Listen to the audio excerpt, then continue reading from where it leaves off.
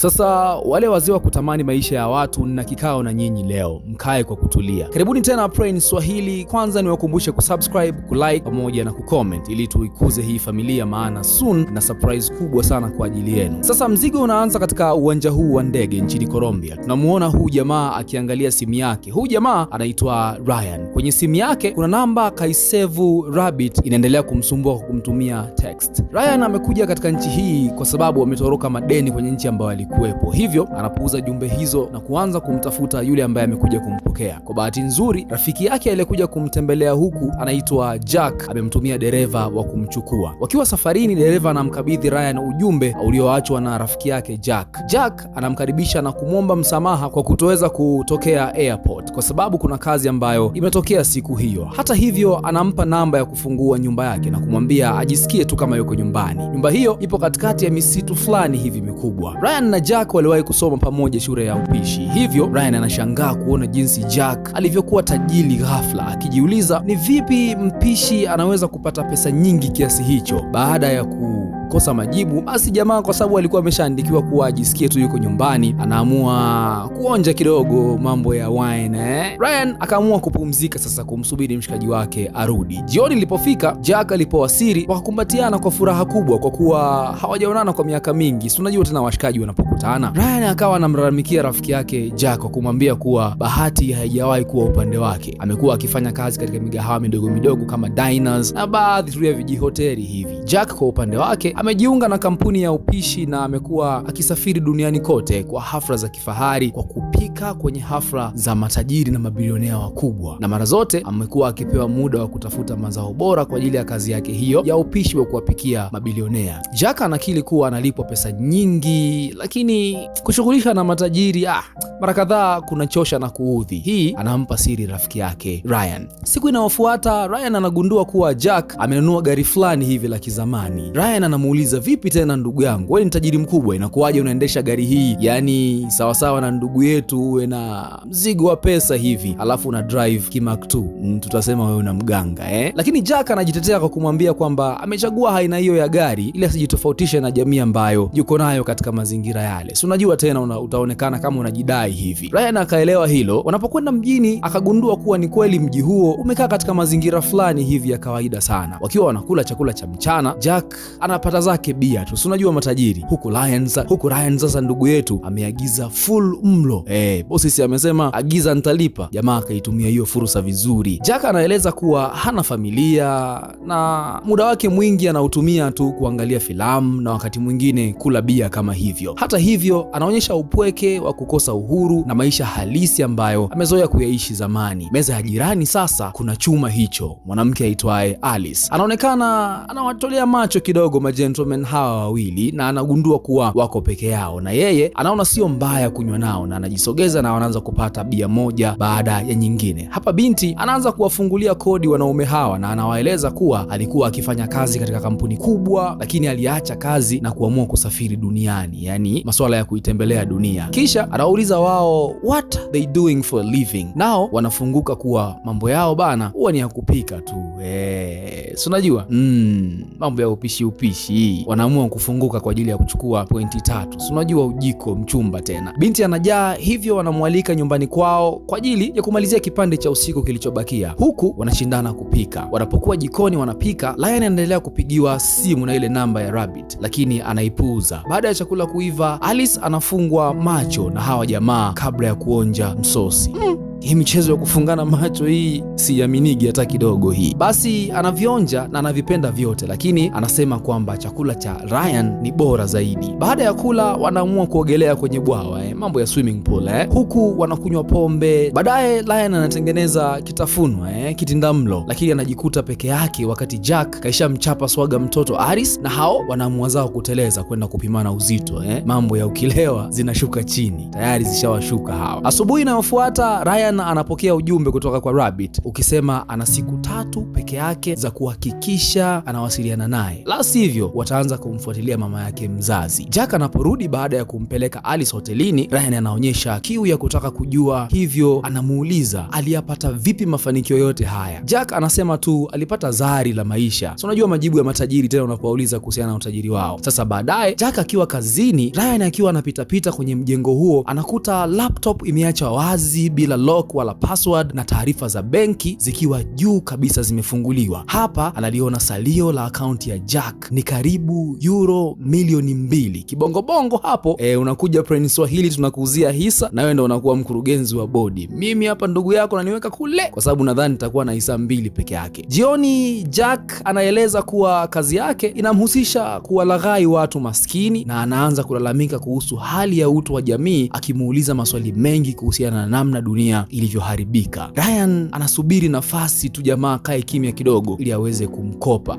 Si ameona mpunga nje kwenye akaunti ya benki pale. Lakini Jack anasema ana furaha tu kwa sababu Ryan amechagua kuwa karibu naye, kwa sababu Ryan ni sehemu ya familia aliyokuwa ameikosa kwa miaka mingi. Maneno haya yanamchoma Ryan na anaamua kukaa kimya kuhusiana na ule mpango wa kumkopa hela mshikaji. Anaamua kuzizima tu. Asubuhi inayofuata sasa Ryan anaamka, lakini cha ajabu anahisi ukimya ambao sio wa kawaida. Anaanza kumtafuta Jack na ghafla anashtuka kugundua kuwa jamaa amejitundika, yani amejitoa uhai. Baada ya mshtuko wa awali, ghafla pepo la tamaa linamwingia na Ryan anatambua huu ndio mwanya pekee wa kuchukua maisha ya Jack. Si ameona hela? Wewe Manoge ungefanyaje? Sasa mwenzako anaufunga mwili ndani ya mfuko na chap anaenda kuchota ule mzigo kwanza kwa kufuata maelekezo ya YouTube kubadilisha password ya ile laptop, lakini account inajifunga, hivyo hawezi kuingia tena. Kaona usinishinde. Anapiga simu chapu bank, lakini benki wanamwambia afike mwenyewe kwenye tawi lao au atume kitambulisho. Jamaa anaona bado hamwezi kunishinda. Anaagiza kitambulisho bandia mtandaoni ambacho huko anaambiwa kuwa kitafika baada ya siku 3. Sasa yule jamaa anaitwa Rabbit ambaye amekuwa akimsumbua anamtumia picha ya mama yake kama tishio, hivyo Ryan anaambiwa kuwa asipofanya vile anavyoambiwa basi mama yake atapoteza maisha. Ryan anamshawishi ampe wiki 1 tu na zaidi anamwahidi pesa nyingine kama waiting charge hivi. So unajua mzigo upo. Usiku huu Ryan anafanya utaratibu wa kuupoteza ule mwili kama ushahidi, hivyo anaukokota mpaka katikati ya ziwa na kuuficha mwili wa rafiki yake Jack kwa kuufunga na vitu vizito ili uzame. Tamaa mbaya sana. Asubuhi inayofuata akiwa mgahawani hapa, Rabbit anaendelea kumtishia tena kwa kumwambia kuwa mama yako amebakisha muda mchache, ukizingua tunapita naye. Ryan anaendelea kumbembeleza Rabbit na kumwambia kuwa nipe siku chache hivi, kuna hela zako nazileta na nimekwambia nitakuchapa mara 2 ya hela unaonidai. Sasa baada ya kutoka kwenye ule mgahawa, cha ajabu anaporudi nyumbani, Ryan anakuta gari jingine la kifahari nje ya nyumba yake. Hii inampa mashaka isije kuwa maaskari hawa, lakini anakutana na hawa watu wawili, Imogen pamoja na Morris. Hawa sasa wanadhani Ryan ni Jack. Hawa wawili wanafanya kazi kwenye shirika la upishi kama waandaaji wa hafla, yani masuala ya party hivi za kifahari zinazohusisha mabilionea duniani kote. Sasa mjomba wako Ryan hajasahihisha na wala hajawaambia kuwa yeye sio Jack. Kwa hiyo anaamua kutumia ule ujuzi wa kupika, na yeye si mpishi bana. Lakini kwanza anaamua kuomba malipo ya awali kwa Imogen, na Imogen anamhamishia kwa sababu kwao pesa sio issue. Ryan sasa anamalizana na yule jamaa Rabbit. Sasa baada ya kula advance, jamaa anagundua kuwa kazi ya Jack ilikuwa ni kupika nyama za binadamu kwa siri kwa matajiri, baada ya kuambiwa wakawinde, alafu badala ya kupelekwa msituni anapelekwa mtaani ambako wanapita watu na anaambiwa haya ndo mawindo. Hatari kabisa. Jamaa anaogopa kinoma, lakini shirika linamtishia na kumwambia kuwa wewe tutakuua ikiwa utashindwa kufanya kile ambacho tunakuambia. Anakubali kwa sababu amesha mega advance. Siku hii wanamuinda fundi huyu aitwaye Jose na Morris anamuua kwa kumpiga risasi mbele ya Ryan. Hapa jamaa yako anajua kuwa ameyakanyaga. Sasa mwili unaning'inizwa chini ya nyumba basement kama ng'ombe hivi, na Ryan anapewa kazi ya kumchinja yule jamaa na kuambiwa kuwa amwandae. Sasa siku hii ya leo leo analetewa kile kitambulisho ambacho alikuwa amekioda kutoka mtandaoni, kitambulisho feki, na hapa anajaribu kutoroka, lakini anakamatwa na hili jamaa hapa, inamwambia we, hakuna kutoroka hapa. Hafla inaanza na wageni matajiri wanaanza kuwasili kupata dina yao ile ya kishetani mbwa hawa. Ghafla na polisi wanakuja wakimtafuta kijana ambaye wanadai amepotea. Kwanza wanakaribishwa nao kula. Sio ukiwakuta watu wanakula kwa hiyo jamaa na wenyewe wakakaribishwa. Polisi hawa bila kujua kwamba wanakula nyama ya yule wanayemtafuta, na wenyewe wakajiunga kuendelea kuufinya pale. Na hii bado inawafundisha tabia zenu zile. Mnafika tu mnakaa mnakula bila kuuliza hata nani kachinja. Mwe mnauliza. Jamaa wanamla mtu ambaye walikuwa wanamtafuta. Sasa Alice naye yule mchumba wa siku ile usiku anarejea kwenye mjengo huu wa kifahari baada ya kuona mbona mshikaji nilimpa mauno afu vipi anitafuti. Na huko na anapofika kwa kielele chake anagundua ukweli kuwa kuna kitu hakipo sawa. Na yeye wanamnasa, wanammaliza. Alafu naye anaongezwa kwenye menyu. Watu wanaendelea kumtafuna na yeye. Sasa huyu mpelelezi Louis anaendelea kuwaeleza manyemela wale kuhusu namna vijana wa eneo hilo ambavyo huwa wanapotea kila inapofika msimu kama huu, na kwamba wote huandika jumbe za kufanana za kuomba familia zao zisiwatafute, eti wameenda nje kutafuta maisha. Wakati wanaendelea kutafuna minofu ya raia, Ryan anamwandikia kiujumbe fulani hivi mpelelezi huyu wa polisi kuwa aje bafuni, kuna taarifa anataka kumpatia. Mpelelezi anakuja, wanahakikisha mlango umefungwa kabla ya kuzungumza, kisha Ryan anamwambia askari huyu anaitwa Louis kila kitu kuhusiana na hafla hiyo ya kishetani ya hao mabilionea. Ukweli huo unamfanya mpelelezi atapike kwa mshtuko. Baada ya hapo wanapanga mpango wa kuwapumbaza ili askari huyu sasa aende kuonyeshwa ushahidi. Louis anawaambia wote kuwa ni wakati wa yeye kurudi nyumbani, lakini anajifanya kuondoka na kwa siri anamfuata Ryan hadi kwenye basement ya siri ambako anaona mwili wa yule binti Alice.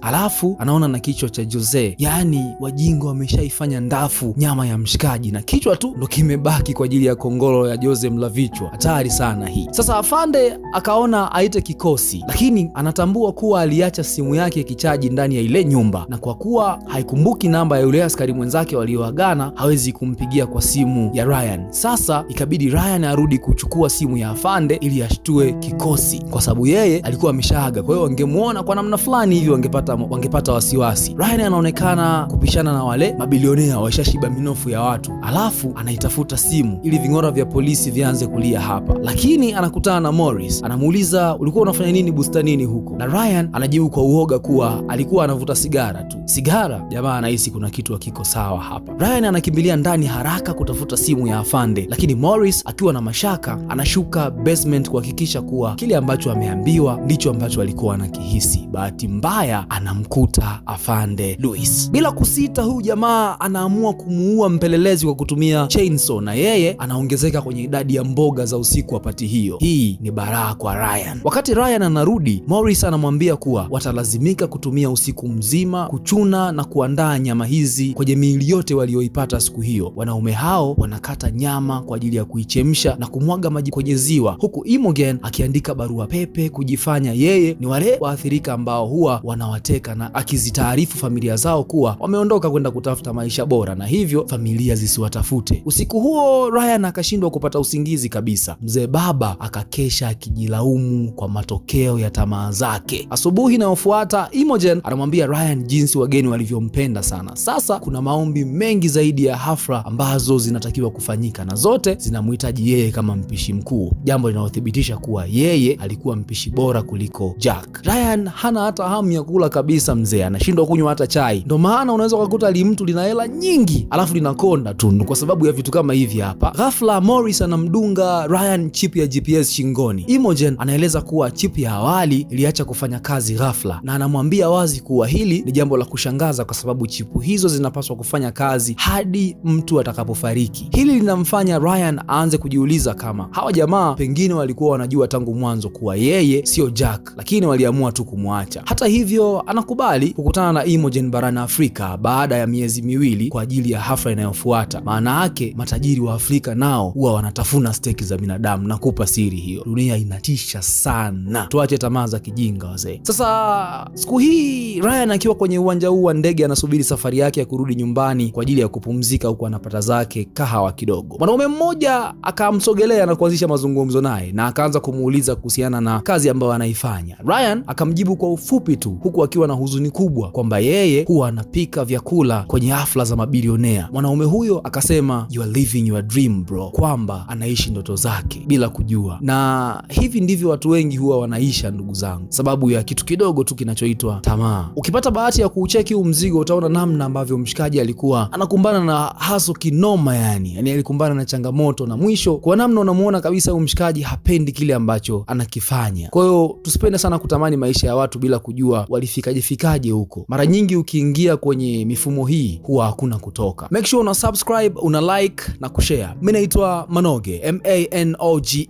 You're welcome.